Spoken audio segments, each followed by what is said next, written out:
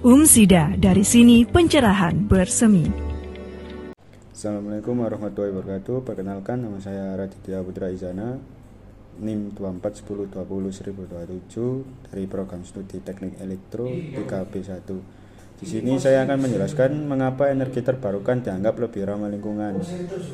Yang pertama, emisi gas rumah kaca sangat rendah hingga mendekati nol. Energi terbarukan seperti surya, angin, hidro, panas bumi, dan biomasa berkelanjutan tidak memerlukan proses pembakaran bahan bakar fosil saat menghasilkan listrik. Akibatnya hampir tidak menghasilkan CO2 operasional. Pembangkit listrik tenaga uap berbasis batu bara rata-rata menghasilkan 820 gram CO2 atau kWh. Pembangkit surya dan angin hanya menghasilkan 20-40 gram CO2 atau kWh dari proses manufaktur dan perawatan. Berkontribusi kecil terhadap pemanasan global. Emisi yang lebih rendah berarti kontribusi terhadap radiative forcing juga jauh berkurang, sehingga energi terbarukan mendukung stabilisasi iklim jangka panjang.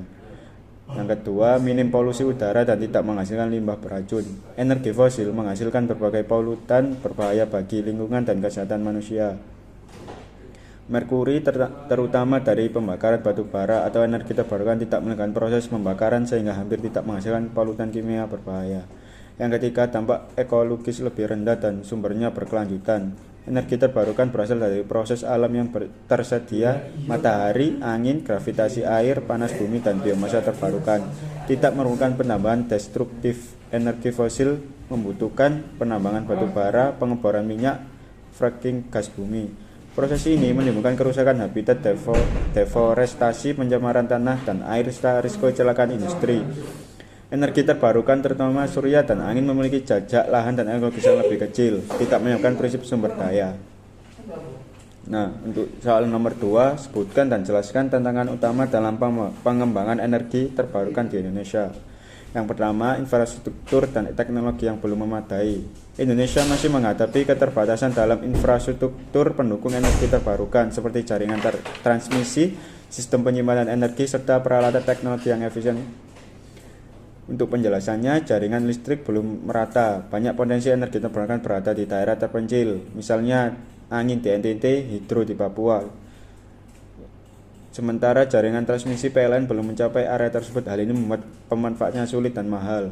Yang kedua, regulasi insentif dan kepastian investasi yang belum optimal. Kebijakan energi terbarukan di Indonesia masih sering berubah dan belum cukup menarik bagi investor.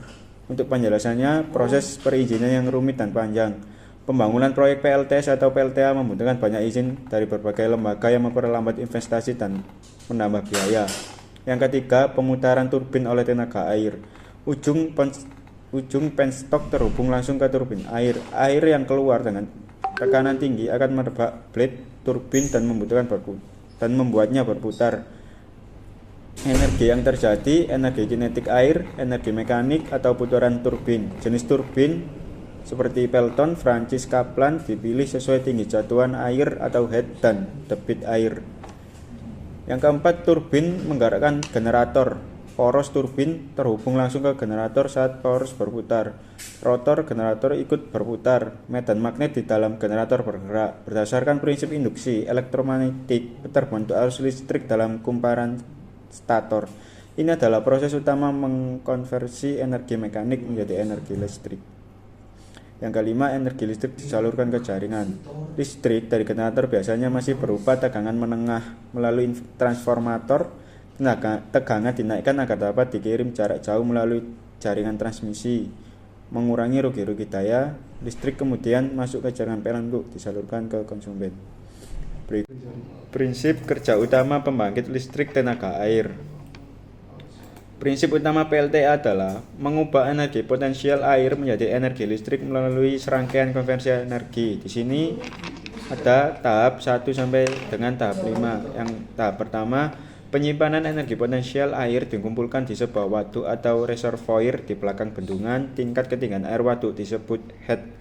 Menentukan jumlah energi potensial yang tersimpan, semakin tinggi ketinggian air, semakin besar energi potensialnya. Yang kedua, tahap 2, konversi menjadi energi kinetik. Air dari waduk dialirkan melalui pipa bertekanan tinggi yang disebut penstock. Saat air mengalir turun, energi potensialnya berubah menjadi energi kinetik atau energi gerak.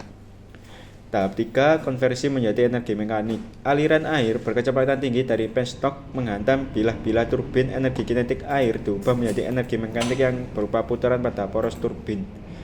Yang tahap 4, konversi menjadi energi listrik. Poros turbin dihubungkan dengan generator. Putaran poros turbin menyebabkan rotor generator berputar di dalam kumparan kawat tembaga. Pergerakan magnet di dalam kumparan ini menghasilkan arus listrik melalui prinsip induksi elektromagnetik.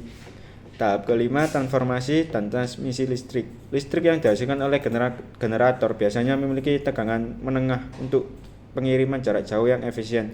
Tegangan listrik ini ditingkatkan oleh trafo sebelum disalurkan ke jaringan transmisi listrik tegangan tinggi. Berikut penjelasan saya dari soal 1 sampai 3, kurang lebihnya saya mohon maaf. Assalamualaikum warahmatullahi wabarakatuh.